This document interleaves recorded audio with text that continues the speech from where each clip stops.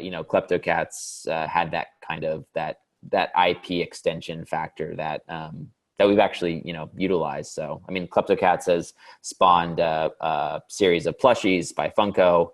It spawned a book that's projected to sell 300,000 copies. That's with Scholastic, right? Yeah.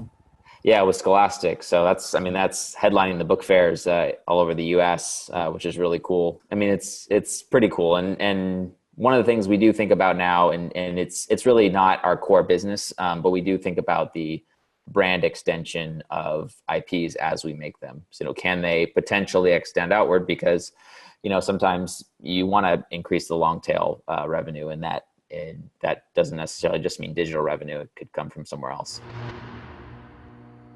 And where do you reach the people?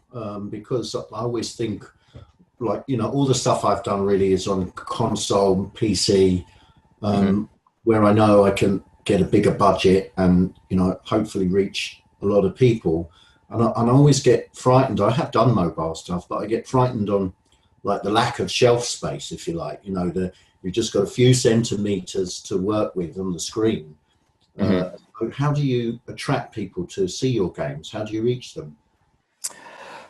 So initially, it was a lot of word of mouth and virality.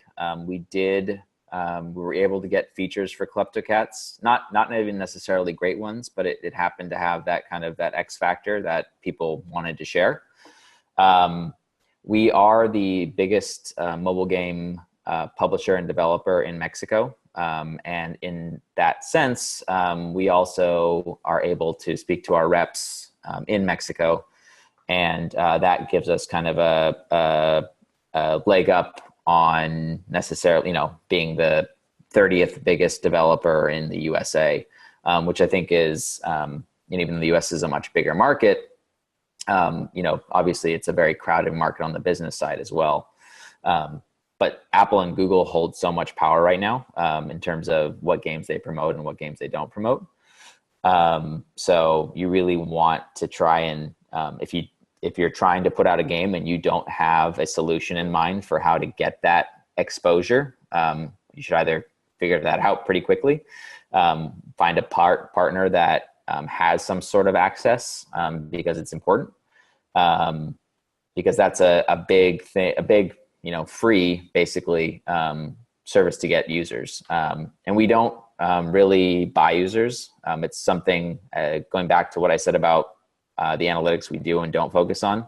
Buying users is a very analytical game, where to buy them from, what budgets to spend, how much to spend in order to generate a certain number of free downloads.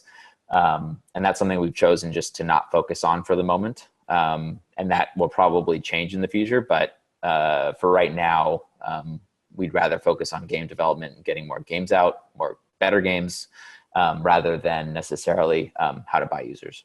Yes.